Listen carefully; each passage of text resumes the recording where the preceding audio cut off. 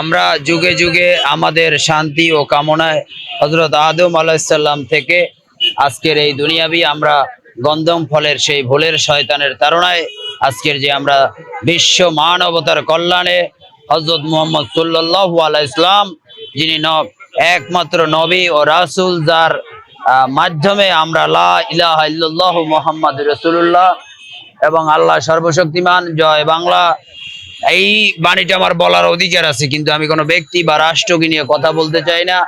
আমি বিশ্ব মানবতার শান্তির দূত হযরত মুহাম্মদ সাল্লাল্লাহু আলাইহি সাল্লামের আনুষ্ঠানিক যে জন্ম না হলে হয়তো বা পৃথিবী সৃষ্টি হতো না, এমনও মতবাদ আছে।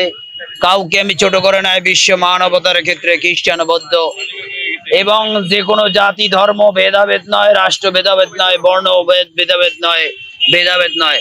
আজকের আমরা যে দেশকে সুদ ঘুষ মুক্ত রাখতে চাই, সেখানে একটা রাষ্ট্রের প্রধান যিনি দীর্ঘদিনে তাদের কালিমা লেগে এসেছে, আমরা কোনো রাষ্ট্রনায়ককে একবার নয়, আমরা এই দেশের ভোটার অধিকার নিয়ে কথা বলতে চাই।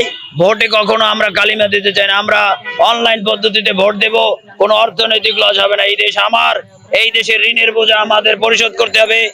আমরা কোনো ব্যক্তিকে আর খাটো করে দেখবো না। বঙ্গবন্ধু সহ জিয়াউর রহমান, এরশাদ, কাউকে খাটো করে দেখবো না। আমরা সবাইকে শ্রদ্ধা জানিয়ে আজকের মতো এখান থেকে শপথ করি, আমরা মহান আল্লাহ পাক রব্বুল আলামিনের অশেষ আমাদের হযরত মুহাম্মদ সাল্লাল্লাহু আলাইহি ওয়াসাল্লামের আদর্শের দল, এবং আমরা বাঙালি চেতনার বাঙালি উদ্দীপনা এবং মুসলিম ইসলামী চেতনা সকল ধর্মের সাথে